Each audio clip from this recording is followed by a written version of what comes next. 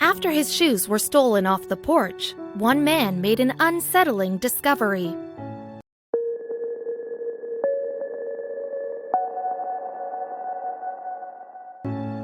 Though 2020 has seen its share of unbelievable events, in late July, one city was captivated by a strange situation on a smaller scale. The case of the missing shoes swept the local news and triggered a discovery of a network of rogue shoe thieves with covert rings operating around the world.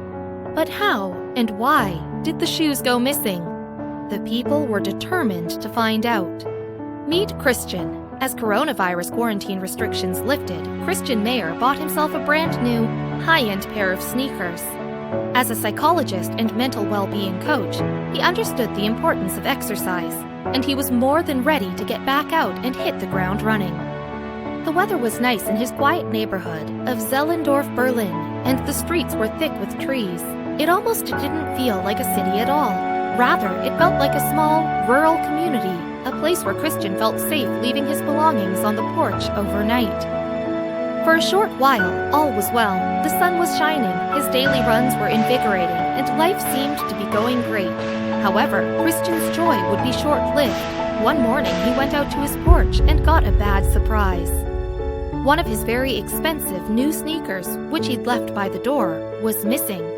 Confused, Christian looked around to see if it had fallen off the porch, or if he'd kicked it into the bush by mistake.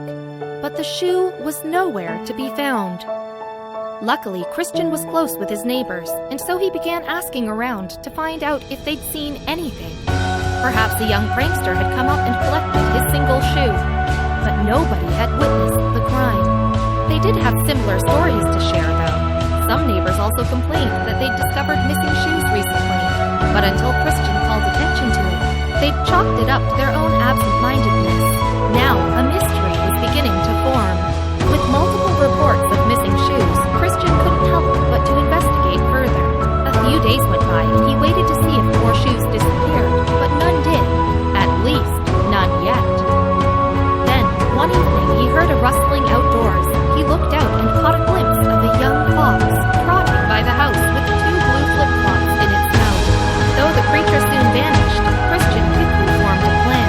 The next time he saw the fox, he'd follow it and hopefully find his lost shoe. This was a commitment that was easy to make in his head, but following through would prove difficult. A few days later, the golden opportunity arrived. There was a fox, cheekily trotting through his yard like he'd done nothing wrong. Christian slipped on a pair of non-fancy shoes and hurried out the door, being careful not to startle the fox. It darted into a nearby thicket, and Christian pursued. The woodsy environment he'd come to love in Zehlendorf now proved to be the bane of his pursuit. Sticks and brambles caught his clothes, and leaves got into his hair. He had followed the fox through the dense underbrush for nearly an hour and was almost ready to give up when the animal slowed down near a divot in the ground. As Christian drew closer, he realized what it was. The fox's den. While the fox hid, he crept up and took a peek, and couldn't believe his eyes.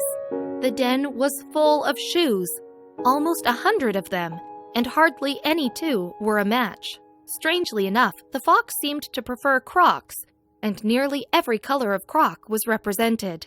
Christian retrieved the shoes in bundles and brought them into a clearing. After he laid them out, he contacted the neighbors, who'd told him of their similar problem, and they were able to identify and retrieve their lost souls. Sadly, Christian's missing fancy sneaker was not among those found, but there could be other fox thieves nearby. The town of Foren in western Germany had a similar problem in which a mother fox stole 120 shoes in a single night for her cubs to play with. A writer in London who was particularly frustrated with foxes in his garden woke up one morning to find 7 mismatched shoes placed neatly in the middle of his lawn.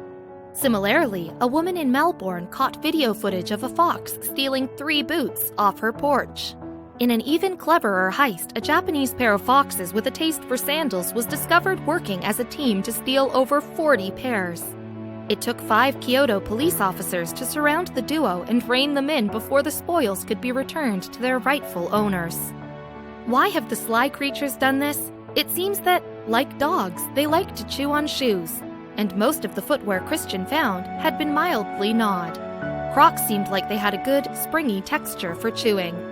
Fox cubs go through teething phases, and it's likely that the shoes help alleviate discomfort as the young animal's sharp incisors are growing. Regardless of the reason, you can avoid a similar fate for your shoes by just storing them indoors. We're not sure how foxes discovered that shoes were nice to chew on, but they've been known to play with dogs, who might be the worst shoe chewers of all. Don't get mad at these furry red goofballs, though. They're just chewing away some stress from a major threat to their existence.